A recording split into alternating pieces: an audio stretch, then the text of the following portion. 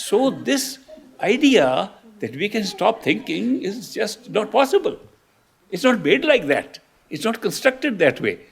Therefore, in meditation, when we say stillness of the mind, or we say do not be influenced by the mind, it's only an art of ignoring the mind functioning independently, and we put our attention somewhere else.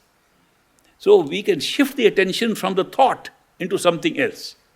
And that is why all the different devices like Simran and repetition and mantra and all that is used. But the real secret of meditation is not really these things. It's not really what your body is like, not what asana you adopt, what posture you adopt. Those are very minor matters. They are all for the mind. All to train the mind to start going home. Because the mind with its fear and doubt doesn't want to do those things. It is just to provide a rational basis, a logical basis for the mind. It loves rationality and logic. It loves nothing more than logical thing. I make sense. Yes, this makes sense. When the mind says this, it is willing to do things. So this doesn't make sense to me, it won't go ahead. So we are presenting a spiritual path in a form that the mind will accept to start off.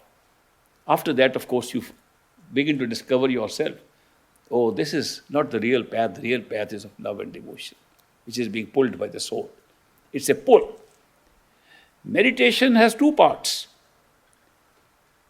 It's got like a car. I find the American cars have some front wheel drive and rear wheel drive. Where a car has a rear wheel drive, the engine pushes the car from the rear wheels. Where the car is a front wheel drive, it pulls the car from front. All the same car, but the wheels are divided to do these things. Meditation is like that car. You can either push yourself or you can be pulled. The starting point of meditation is push. Effort, try your best, do what you can, meditate regularly, more meditation, more effort, more work, and you're pushing your attention inside. Then comes a stage when the pull comes from inside, and you don't push, and you are being pulled in. Now what can pull us inside? With our mind, in this physical body, we know that we can push. We are used to pushing things in life. All our life has been pushing things. So we know how to push our attention, but how do we get pulled inside? The pull comes from the very source where we are trying to head. The pull does not come from any external thing. The pull comes from destination. The pull comes from our true home. The pull comes all the way down, right up to this level of the physical body, right through these 5 levels. The pull is coming from there.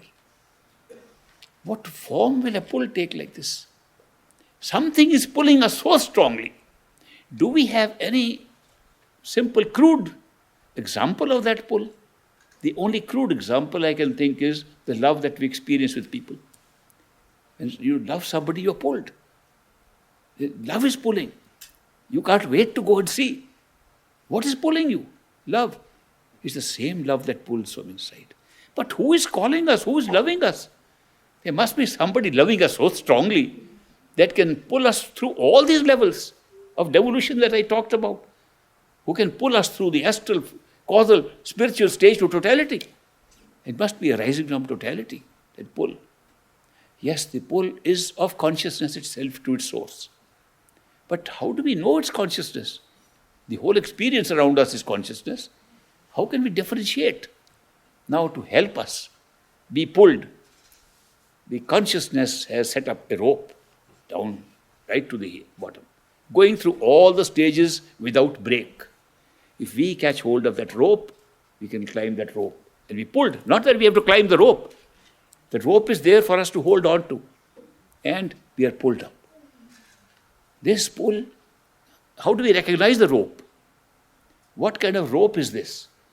That rope has been called by different names. It's been called the word. It's been called Shabad. It's been called Naad. It's been called Kalma. It's been called by so many, Holy Ghost. That rope that connects all levels, at all times, is that rope that we hold on and it pulls. How does it manifest? It manifests in a way in which we can appreciate it and catch it. It manifests in the physical world, in the physical head, and physical body as a sound. It's a sound that does not come from outside, a sound that does not come from anywhere that sounds are made. It's a sound of consciousness itself. And it appears like a sound. And so, because it appears like a sound, and our attention, spiritual attention, is capable of listening. Mind is speaking, mind can't listen. Mind speaks, our spiritual soul listens. Since the soul has the capacity of listening, it can turn around and listen to the sound. And if the sound can be caught at the 10th door, behind the eyes, at the third eye center of consciousness, if you can hold on, latch on to the sound pulls you all the way back. Nothing could be simpler than this.